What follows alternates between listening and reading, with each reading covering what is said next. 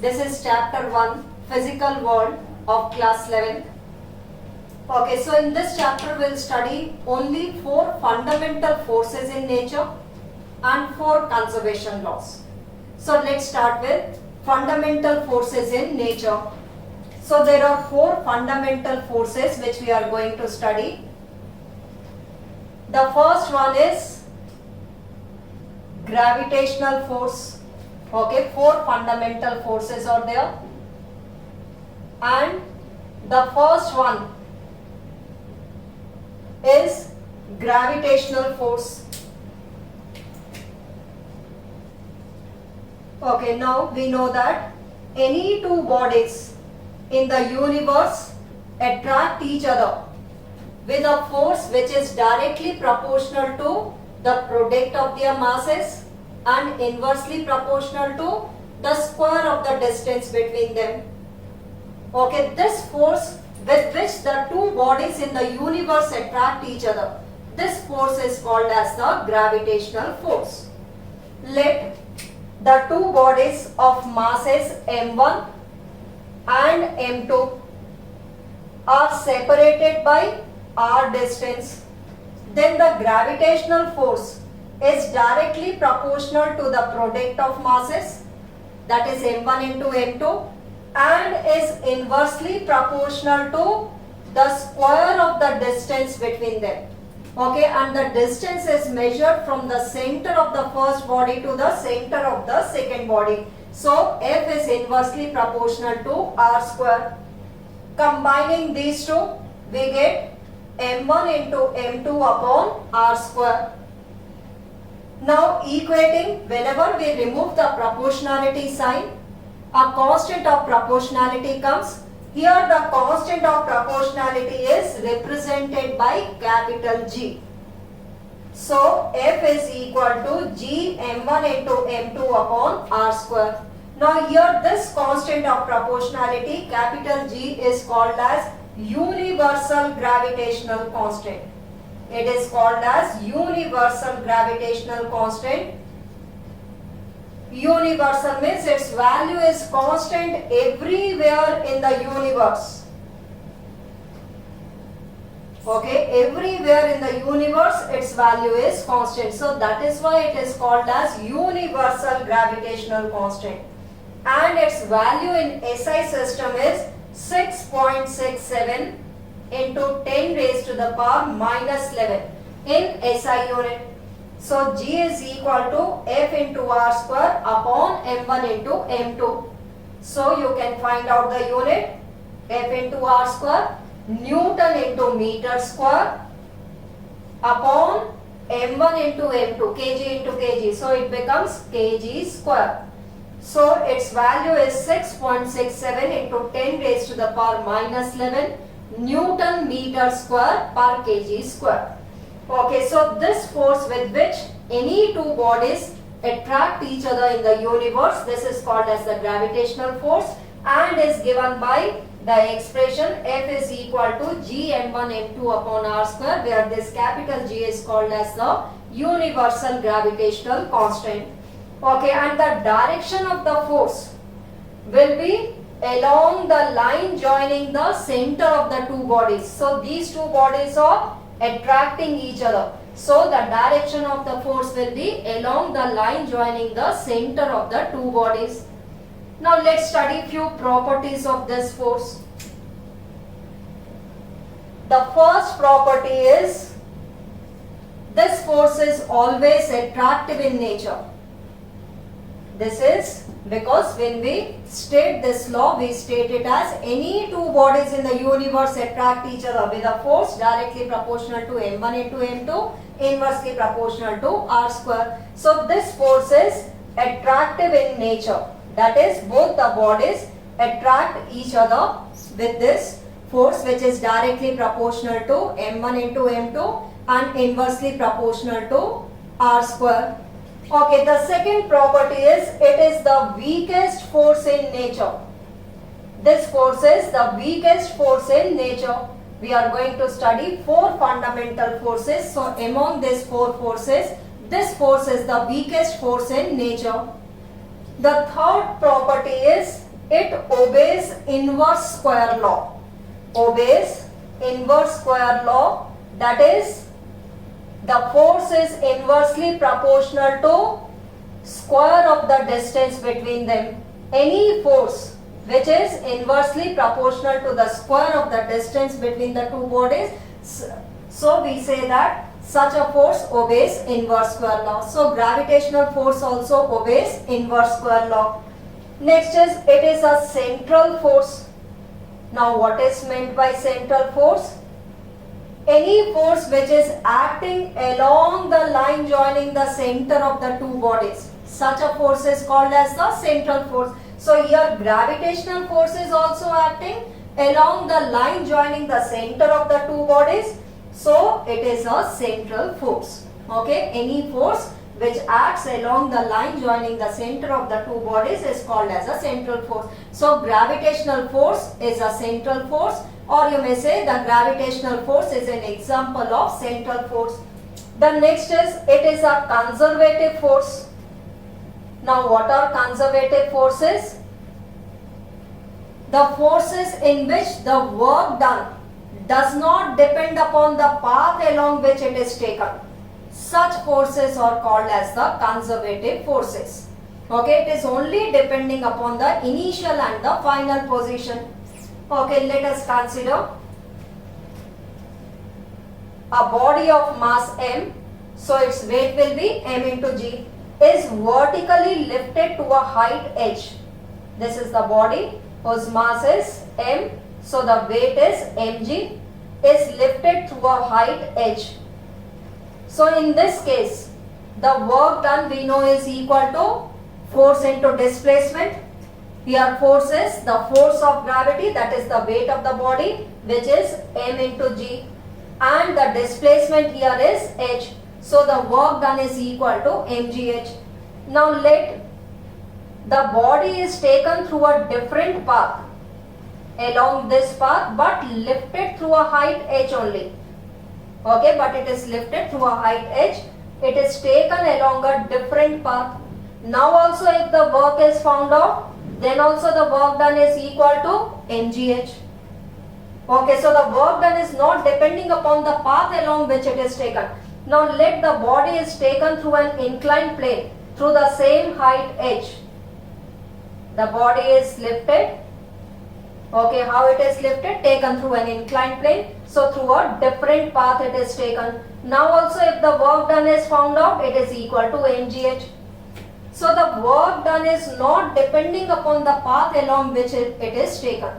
Such forces which does not depend upon the path along which it is taken is called as the conservative force. So here we see that this gravitational force, mg is the gravitational force acting on the body. So this gravitational force is independent of the path along which it is taken. So we say that gravitational force is a conservative force. Now the second fundamental force is weak nuclear force. It is the weak nuclear force, and this force was discovered during the beta decay in radioactivity. So the second force is weak nuclear force. Okay, and it was discovered during beta decay in radioactivity.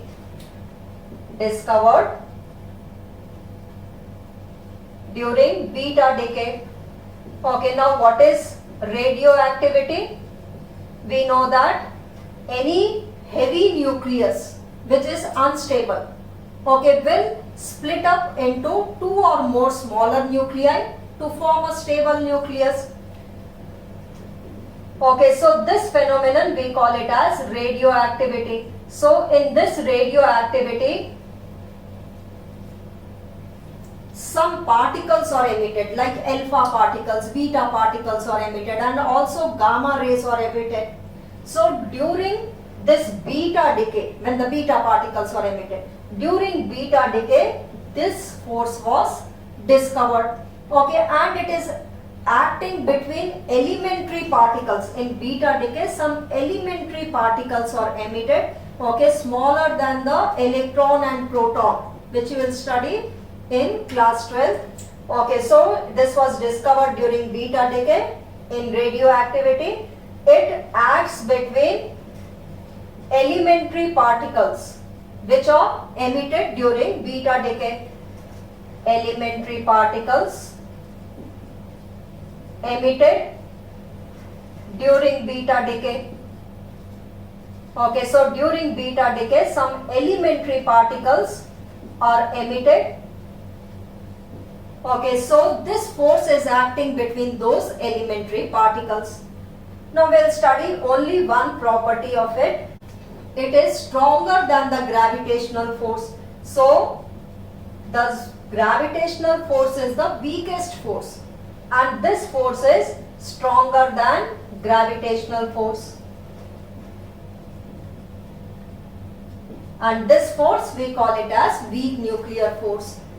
Now the third one is electromagnetic force. Okay, between two charged particles which are at rest, some force exists between them. So the force between two charged particles which are at rest, we call it as electrostatic force.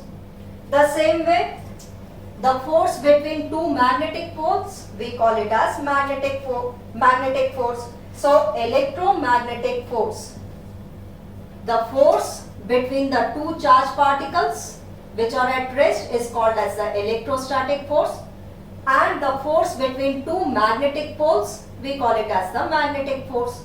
Okay, and this electrostatic and magnetic force are inseparable. The electric field and the magnetic fields are inseparable. So the electrostatic force and the magnetic forces which are inseparable, together we call it as electromagnetic force.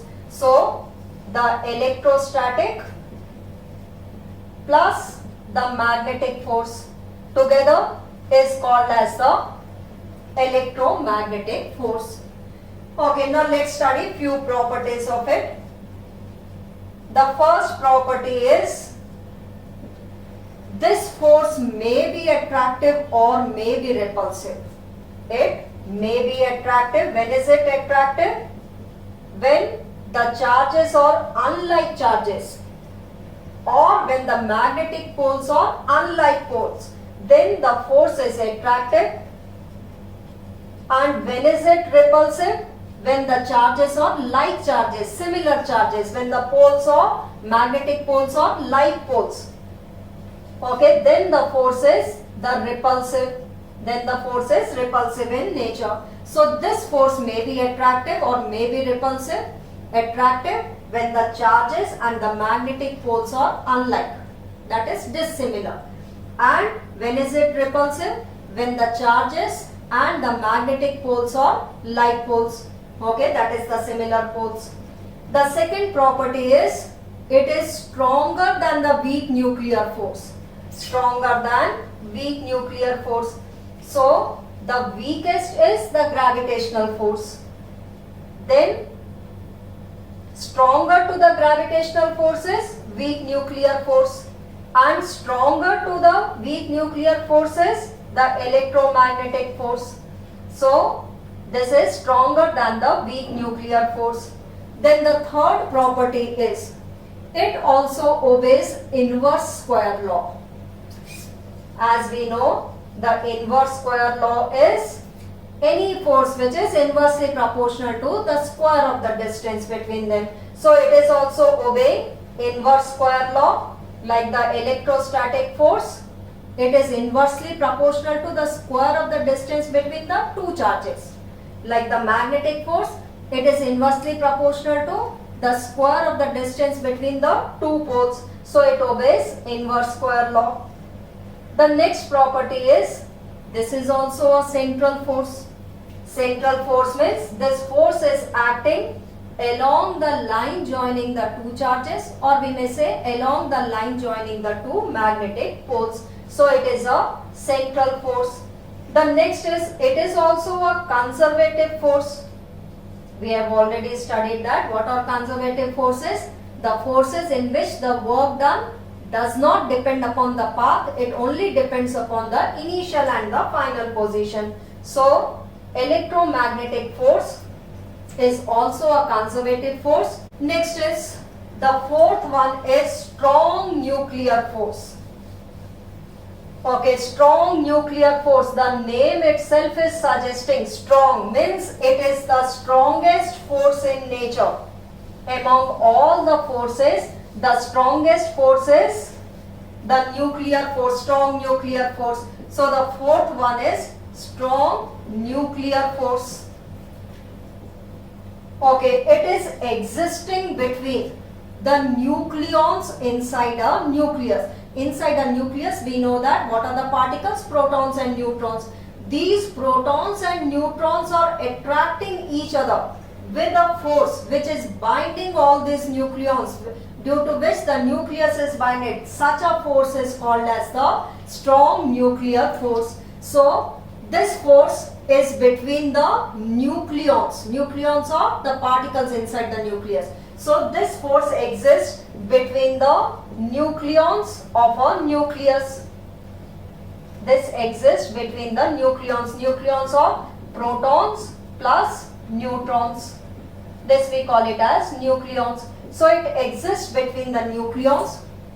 Two protons are also attracting each other. Okay, we are not talking about the electrostatic force. Both the protons are positively charged. Due to the electrostatic force, they will be repelling each other. But here we are discussing the strong nuclear force. Okay, due to which the nucleus is bound together. The nucleons are bound together. Okay, so it exists between the nucleons of the nucleus. Okay, and this force is the strongest force in nature. So now let's study the properties of this force. The first property is it is the strongest force in nature. The weakest is gravitational force. Okay, then stronger to the gravitational force is weak nuclear force. Stronger to it is electromagnetic force. Then the strongest force in nature is the strong nuclear force. Okay, but these forces are very short range. That is, they are acting for a very small distance. That is between two nucleons, between two neighboring nucleons only. So it is a short range force. Okay, acting for a very short distance, very small distance. Okay, then it does not obey inverse square law. Okay, it is not obeying inverse square law. That is, this force is not inversely proportional to the square of the distance between the two nucleons. Does not obey inverse square law. Okay, also this force is a non-central force and a non-conservative force. It is non-central. What are central forces? Which acts along the line joining the center of the two bodies. But it is a non-central force and it is non-conservative. That is non-central and non-conservative force. Okay, also this force is always attractive. It is binding the nucleons inside the nucleus. So this force is attractive in nature. Okay, so let's study the ratio of this. If gravitational force is taken as 1, then the weak nuclear force, it is stronger by 10 raised to the power 25 times than the gravitational force. Next is taken as the electromagnetic force.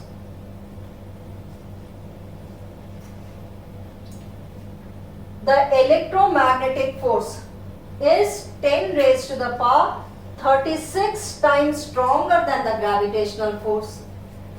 Okay, then the ratio of the strong nuclear force is taken. This is 10 raised to the power 38 times stronger than the gravitational force. So the ratio, the gravitational force is to the weak nuclear force is to the electromagnetic force is to the strong nuclear forces 1 is to 10 raised to the power 25 is to 10 raised to the power 36 is to 10 raised to the power 38. Okay, before studying the conservation laws, A small topic here we'll study macroscopic and microscopic level. Macroscopic, it deals with the study of finite size objects. Okay, that it includes classical physics. Okay, now what comes under classical physics? The first one is mechanics. That is when we study about the state of rest or motion of the objects, that we call it as mechanics. The second one is electrodynamics. That also comes under classical physics. Electrodynamics. Then the third one is thermodynamics. Thermodynamics, in which we study about heat and temperature. That is thermodynamics. Optics also comes under classical physics. So macroscopic level is the study of the finite size objects, which includes classical physics. Okay, and in classical physics we study mechanics. These are the various topics which we study in classical physics: mechanics, electrodynamics, thermodynamics and optics. Then the microscopic level. Microscopic level is the study of very small objects, small size objects like atoms, nuclei, protons, electrons, etc. So microscopic, it deals with the study of very small size objects. Very small size objects like atoms, nuclei, nucleons we can say. Okay, nucleons means protons and neutrons, electrons, etc. So the study of very small size objects like atoms, nucleons, electrons, etc. This we study in microscopic level. So the microscopic level we study about atomic physics and quantum physics. So this deals with the microscopic level.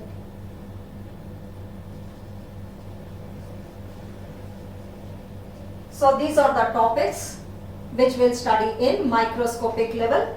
Okay, in higher classes, in class 12th it will be there, atomic and the quantum physics. Okay, so in class 11 we are going to study about mechanics, thermodynamics and some other topics like liquids, etc. We are going to properties of liquids we are going to study.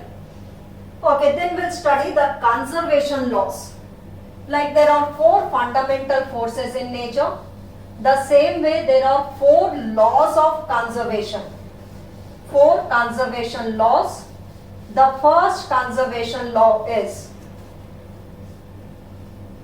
the law of conservation of energy, which we have studied in lower classes also, which states that the total energy in a system remains constant. Okay, the total energy in a system remains conserved. That is, how can we state it? The energy can neither be created nor it can be destroyed. Only it can be transformed from one form to another. The energy can only be transformed from one form to another, but it can neither be created nor it can be destroyed. So this law we call it as conservation of energy. Okay, the second one is conservation of linear momentum, which states that if no external force is acting on the system, then its linear momentum remains constant. The linear momentum of the system will remain constant. If no external force is acting on the system, then its linear momentum remains conserved. Its linear momentum remains constant. Okay, we know that according to Newton's second law, the force is the rate of change of linear momentum. Force is the rate of change of linear momentum, that is the change in momentum. Change in momentum is final momentum minus initial momentum. in, let this momentum changes in time t. So if no external force is acting on the system, then the total momentum of the system remains conserved. The total momentum of the system will remain constant. This principle is called as conservation of linear momentum. Okay, and we have also studied the formula of linear momentum is mass into velocity. Okay, again we are going to study in detail in the chapter Newton's laws of motion. The next is conservation of angular momentum. Now whenever the body is rotating about its axis, that is in rotational motion, which momentum will it possess? It will possess angular momentum. Okay, so the angular momentum will remain conserved in rotational motion. This topic we are going to study in detail in the chapter rotational motion. Okay, like when we apply the force on the plank of a door to open or shut the door, we are applying the force, but there is no linear motion of the door. The door is rotating about its axis. Okay, so this turning effect which is produced by the force, this we call it as torque. This is called as torque. When no external torque is acting, the angular momentum remains conserved. Okay, only this line for this particular chapter we are going to study in detail in the chapter rotational motion. Then the fourth law of conservation is conservation of charge. We know that the total charge on a system remains conserved. The total charge on a system remains constant. That is, the charge can neither be created nor it can be destroyed. Only it can be transferred from one body to the other. For example, when a glass rod is rubbed with a silk cloth, some of the electrons are transferred from the glass rod to the silk cloth. Okay, but in this total system, the charge will remain constant. Okay, so the total charge on a system remains conserved, or it can be stated as the charge can neither be created nor it can be destroyed.